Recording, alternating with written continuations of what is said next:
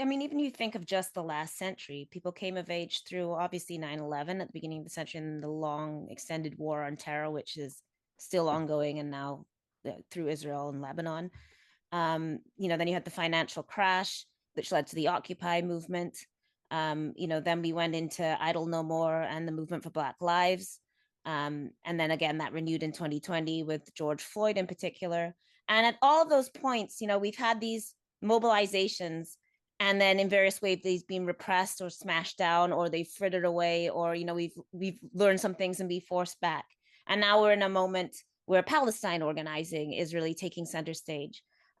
So, I mean, first of all, you just see the sort of tracing of tactics and consciousness moving through these 2 decades, right? Where people have now, especially when you look in the Palestine movement, a lot of those pieces continue to come together. So when you have students talking about divestment, we're connecting, what our foreign policy is to what our institutions at home do and how they invest the money.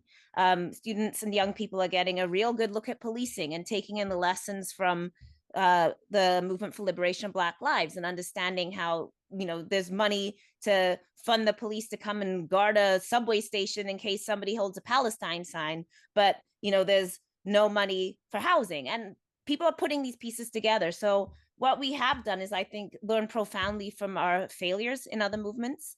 2020, we had this huge mass uprising and it got squandered, right? And part of the reason why it got squandered is because I think we got focused on integrating into institutions, like getting people on boards and getting more Black police chiefs and more Black ministers, and not on the energy that was actually in the streets, which was a working class energy. And we allowed that movement to be taken from us.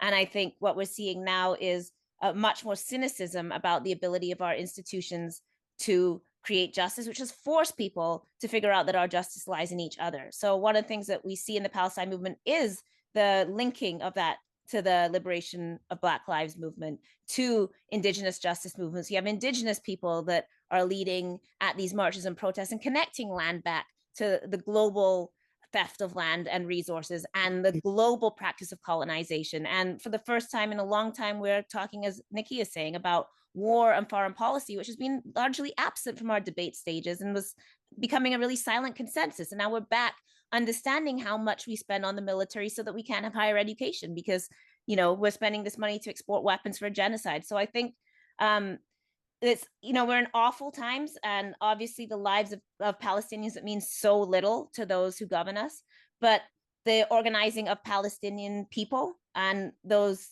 who are allied with them has also been inspiring in this moment. I think it's taught a lot of people a lot.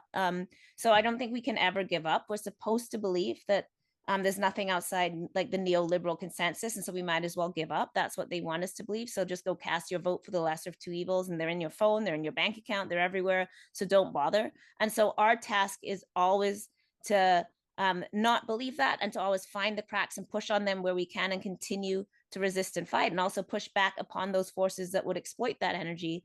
And again, like turn that legitimate rage into rage at each other, into hatred of immigrants, into hatred of unhoused people, into hatred of the poor. Those energies are so easily shifted. So it's also our job to be responsible with how we feel our rage and direct it towards justice.